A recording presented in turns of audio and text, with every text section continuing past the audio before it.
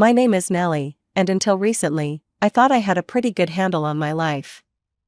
I'm the head of a department at Wilson & Clark Trading, where I've worked my way up over the last decade. The hours are long, but the pay is good, and I need that stability since my divorce 3 years ago. My ex-husband Mark and I split on decent terms. We both realized we'd grown apart, but we stayed friendly for our son Jake's sake. Mark has a flexible schedule as a freelance graphic designer, so he picks Jake up from school most days, and I swing by his place after work to take Jake home. It works for us, and Jake seems well adjusted despite shuttling between 2 households. "Mommy, can we go to Grandma and Grandpa's this weekend?" Jake asked one Friday evening as we drove home. "I miss playing with Emily and Zach." I sighed, checking the calendar on my phone at a red light. It had been almost a month since our last family dinner. "Sure, honey, I'll call Grandma tomorrow morning." The truth was, I'd been putting off these family dinners. My younger sister Vanessa had always been the golden child, and ever since she married Robert and had her 2 kids, she'd become insufferable about her perfect family life. Every time we got together, she'd find some way to remind everyone that I was divorced, as if it were some kind of failure on my part. "Just wait till you see what Robert got me for our anniversary," she'd say, flashing her new bracelet. Then she'd add with fake sympathy, "It must be so hard managing everything on your own, Nellie." I didn't let it bother me. I knew Vanessa had always envied my career success. She'd dropped out of college to marry Robert, who worked as a mid-level insurance salesman. They struggled financially, especially with 2 kids, while I had managed to build a comfortable life for Jake and myself. What really got to me was Vanessa's hypocrisy. Despite her condescension, she never hesitated to call me when she needed money. "Nellie, Emily needs braces, and our insurance won't cover it. Could you help us out?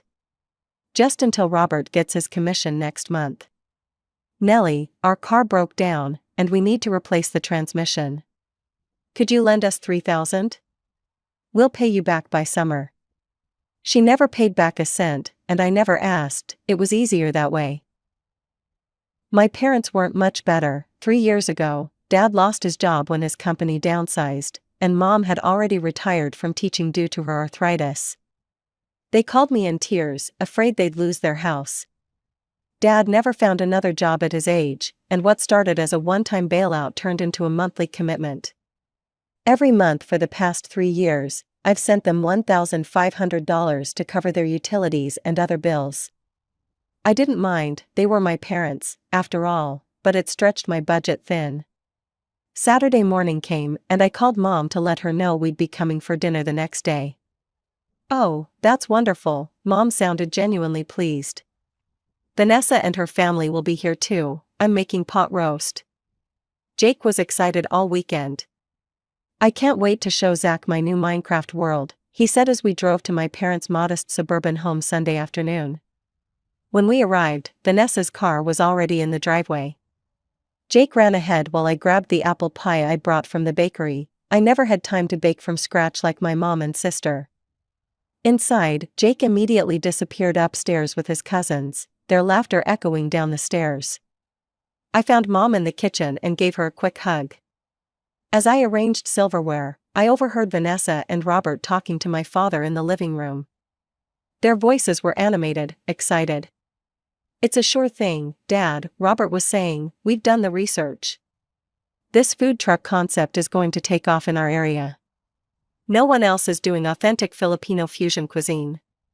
We'll be our own bosses," Vanessa added, "financial independence at last."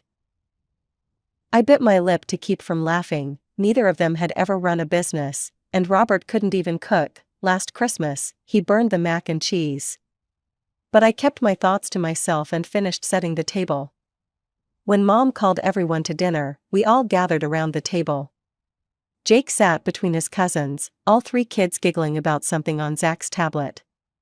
"Kids, put that away during dinner," Vanessa said, then turned to the adults with a bright smile. "So, we have big news to share." Here it comes, I thought. Robert and I are starting our own business. A food truck specializing in Filipino fusion cuisine. Robert's grandmother left him all these amazing recipes, and we've found the perfect truck for sale. My parents made appropriate noises of excitement and support. Dad clapped Robert on the shoulder. "That's wonderful, honey," Mom said. "You've always been so creative." Vanessa beamed, then cleared her throat. "We just need a bit of startup capital, about $150,000. The room went quiet, my fork paused halfway to my mouth. Mom and Dad exchanged glances. "We'd love to help you out, sweetheart," Dad said slowly, "but we just don't have that kind of money right now." I cleared my throat and took a sip of water, buying myself time to think. Everyone was staring at me expectantly, like I was about to announce I'd fund Vanessa's ridiculous food truck scheme. "I'm sorry," I said firmly, "but I don't have that kind of money either." Vanessa's smile faltered. "What do you mean?" "I know you got money from the divorce settlement. You and Mark were saving for a house." "That money is in Jake's college fund now," I said, which wasn't entirely true. Some of it was, but I'd also invested a portion for my own retirement. After all, no one else was looking out for my future. "Well, you make great money at your job," Vanessa pressed. "You could take out a loan. The bank would approve you with your credit score and income." I couldn't believe what I was hearing. "You want me to go into debt for your business idea?" "It's not just an idea," Robert jumped in, "we've got it all planned out. We'll pay you back as soon as we start making profit." "Which would be when, exactly?" I asked, trying to keep my tone neutral. "Have you calculated your operating costs? Your break-even point? Do you have any experience running a food service business?" Vanessa's face flushed red. "You don't need to be condescending just because you have some fancy corporate job. Not everyone wants to be a wage slave their whole life." "I'm not being condescending," I said. "I'm asking basic questions any investor would ask. Look, I think you should talk to a business advisor before jumping in. The failure rate for restaurants and food trucks is really high." "You're just jealous," Vanessa shouted, slamming her hand on the table hard enough to make the silverware jump. The kids stopped eating and stared wide-eyed at the adults. "You've always been jealous that I have a real family and you're divorced. Now you can't stand the idea that Robert and I might be successful and independent while you're stuck in your corporate cubicle taking orders from someone else." She stood up so abruptly her chair nearly toppled backward. "Come on, Robert, kids, get your things, we're leaving." Robert looked uncomfortable but stood up dutifully. Emily and Zach, clearly confused, scrambled from their chairs. Jake looked at me with wide, worried eyes. "Vanessa, don't be dramatic," Dad said. "Sit down and finish your dinner." "I'm not sitting at the same table with someone who wants to see me fail," Vanessa snapped, grabbing her purse. "Let's go, now." And just like that, they stormed out, the front door slamming behind them. An awkward silence fell over the table. My parents exchanged glances. I waited for them to say something, to acknowledge how unreasonable Vanessa was being. Instead, Dad sighed heavily. "Nellie, your sister has been dreaming about this business for months," he said. "You know how much it means to her." I couldn't believe what I was hearing. "Dad, they have no business plan, no experience, and they're asking for a huge sum of money. Would you invest in that?" "It's not about investing," Mom said quietly, "it's about supporting family." "I support my family plenty," I said, feeling a flush of anger. "I've been sending you $1,500 every month for 3 years. I've loaned Vanessa money countless times that she never repays. How much more support am I supposed to give?" "That's different," Mom said. "We needed help, and you could afford it. And now I'm saying I can't afford to give Vanessa $150,000. Why is that so hard to accept?" Dad shook his head. "Your sister is trying to build something for her family. You could at least consider helping her." I stood up, suddenly feeling suffocated. "I'm not changing my mind about this. Vanessa needs to be realistic, and you two need to stop enabling her." I called to Jake, who reluctantly said goodbye to his grandparents. The drive home was quiet, with Jake staring out the window. "Are Aunt Vanessa and Uncle Robert mad at us?" he finally asked. "They're just disappointed," I said, trying to find a child-appropriate explanation. Sometimes adults get upset when things don't go their way. I thought that would be the end of it. Vanessa would calm down, realize she was being unreasonable, and we'd all move on. I was wrong. The call started the next day, first from Vanessa, then Robert, then both of them. I answered the first time, trying to be rational. "I've thought about it, and my answer is still no," I said firmly. "I'm not taking out a loan for your business." "You're just being selfish," Vanessa shot back. "You don't want us to succeed because then you wouldn't be the successful one anymore." "That's ridiculous. I want you to succeed, but I don't think this is the right approach. Don't tell me how to run my life, just say you're too greedy to help your own sister." After that, I stopped answering their calls. The text messages were worse. "You've always been jealous of me. You look down on us because we don't have fancy degrees. Selfish bastard, you'll regret this when we're successful." I considered asking my parents to intervene, but it was clear whose side they were on. So I blocked Vanessa's number and tried to focus on work and Jake. 2 months passed. I skipped the monthly family dinners, making excuses about work deadlines. Jake kept asking about his cousins, and I felt guilty keeping him away from them, but I couldn't face another confrontation with Vanessa. The only contact I had with my parents was Mom's monthly calls, which had become noticeably colder. "Just checking that you'll be transferring the money tomorrow," she'd say, without asking how I was or how Jake was doing. "Yes, Mom, it'll be there as usual." "Good, your father's prescription costs went up again." And that would be it. "No, I miss you," or "How's Jake doing in school?" Just a businesslike confirmation of the financial transaction. One evening, Jake looked up from his homework with a serious expression. "Mom, why don't we go see Grandma and Grandpa anymore? Did they do something bad?" I sat down next to him, trying to figure out how to explain adult conflicts to a 9-year-old. "No, honey. We're just taking a little break from family dinners. Sometimes grown-ups need space from each other." Jake seemed satisfied with that answer, but it got me thinking. Thanksgiving was coming up, and we always spent it at my parents' house. They hadn't called to invite us this year, but maybe it was time to break the ice. The Wednesday before Thanksgiving, I asked Jake, "Are you looking forward to seeing Grandma and Grandpa tomorrow?" "Yeah," his face lit up. "Do you think Grandma will make her special stuffing?" I hesitated. "I'm not sure if we're invited this year, honey." His smile faded. "Why wouldn't we be invited? We always go there for Thanksgiving." I couldn't bear the disappointment in his eyes. "You know what? You're right, we'll go anyway. I'm sure they'll be happy to see us." In truth, I wasn't sure at all, but I didn't want Jake to miss out on family traditions because of adult disagreements. The next morning, I woke up early to prepare my signature sweet potato casserole. Jake helped me cover it with foil when it came out of the oven. We drove to my parents' house at the usual time, arriving around noon. The driveway was full of cars. I recognized Vanessa's SUV and a couple that belonged to my aunts and uncles. Jake ran ahead to the door while I carefully balanced the casserole dish. He rang the doorbell, bouncing with excitement. Mom opened the door. The smile on her face froze when she saw me standing behind Jake.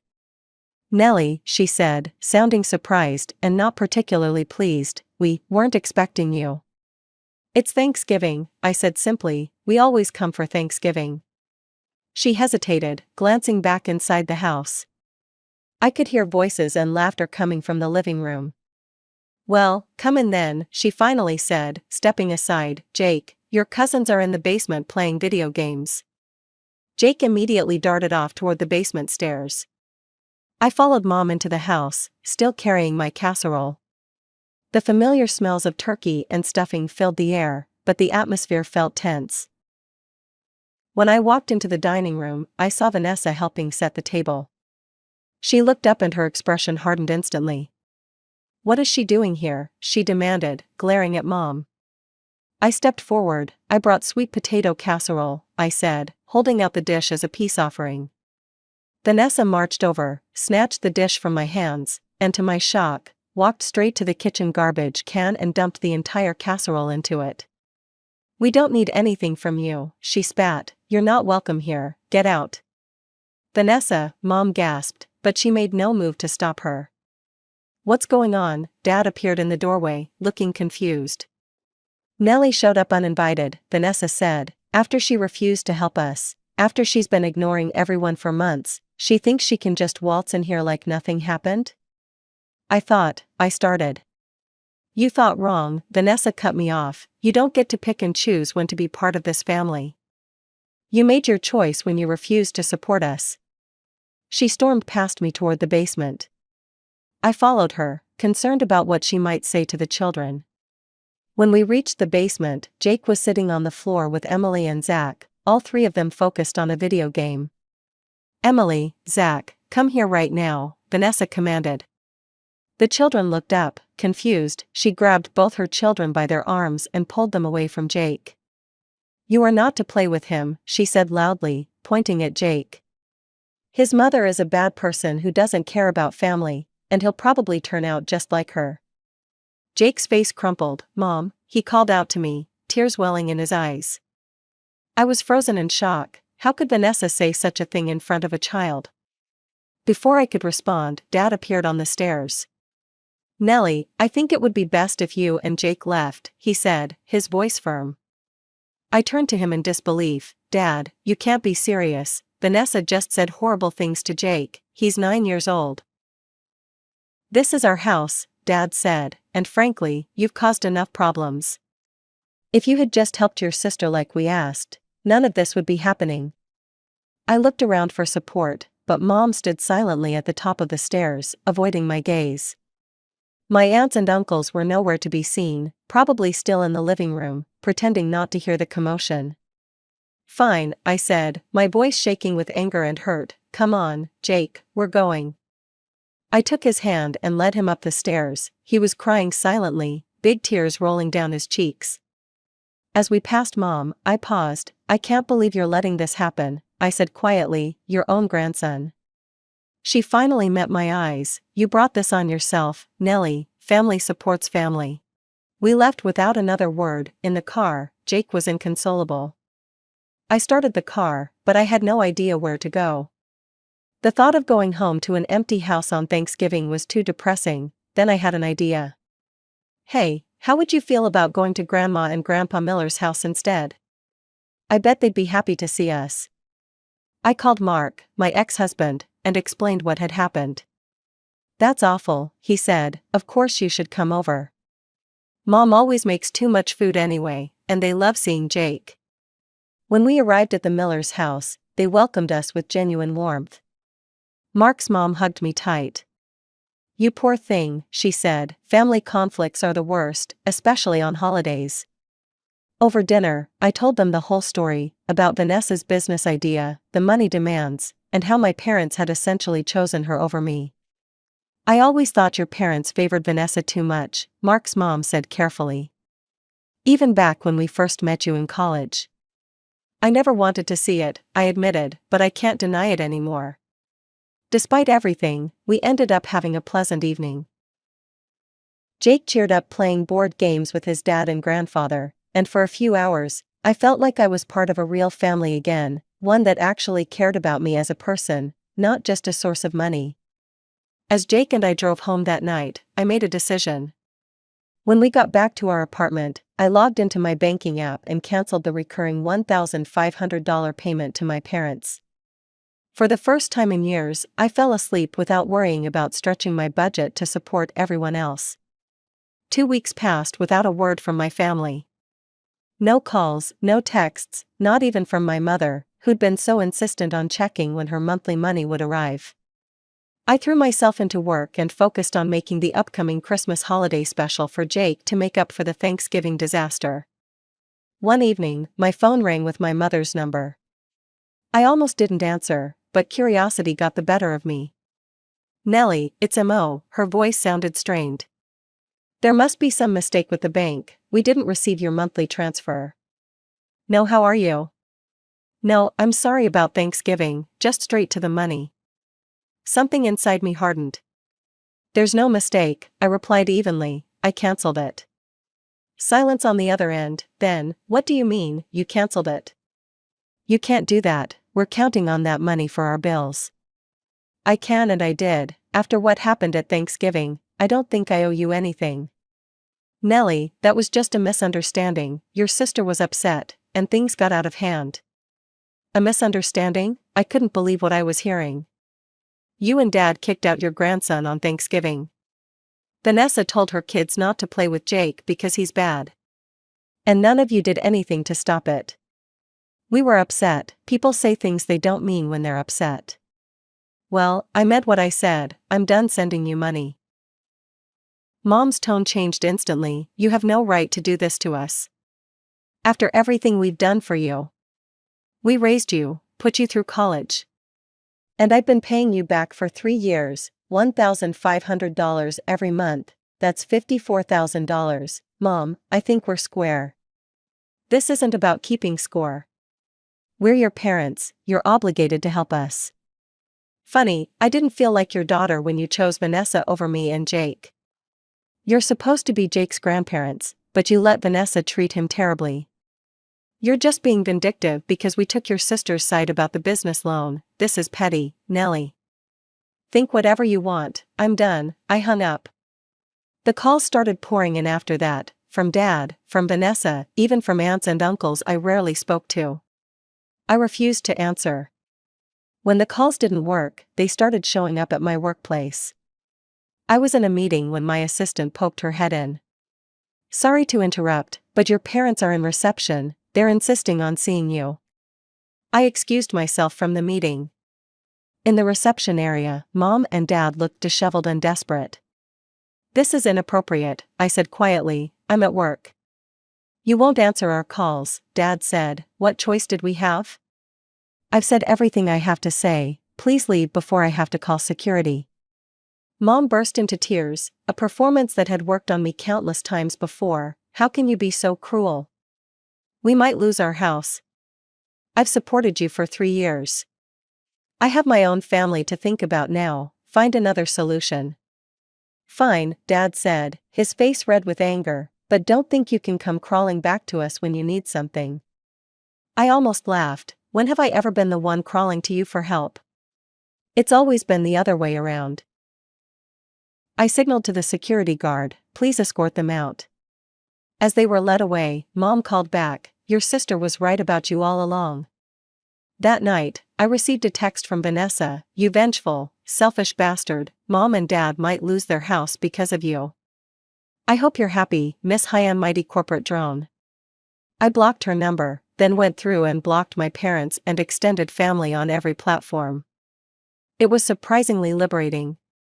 A month later, I ran into my cousin Rachel at the grocery store. She looked uncomfortable seeing me. How are you, Nellie? She asked cautiously. I'm good, thanks. How are things with you? She hesitated. Look, your mom asked me to talk to you. They had to take out a loan to cover their mortgage.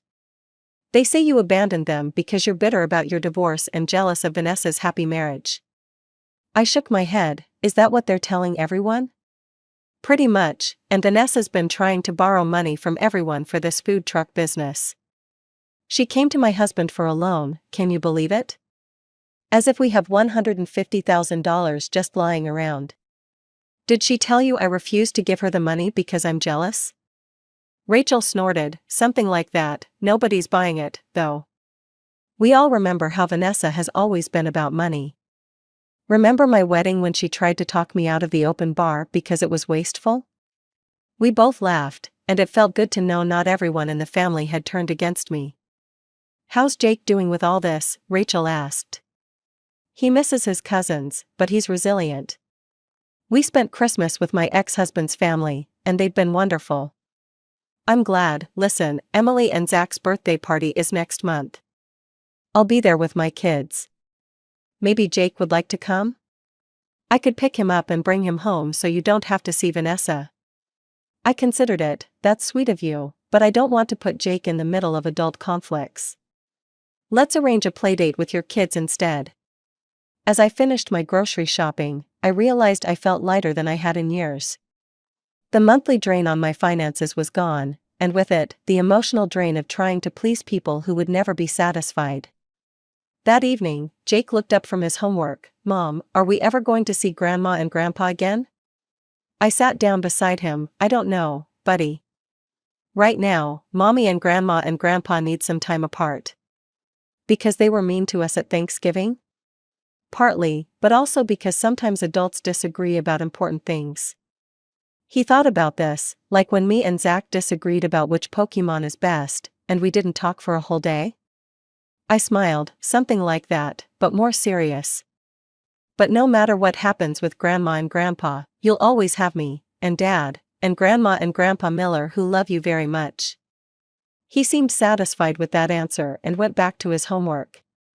As for me, I was finally putting myself and my son first. After years of being the family ATM, it was time to invest in our future instead.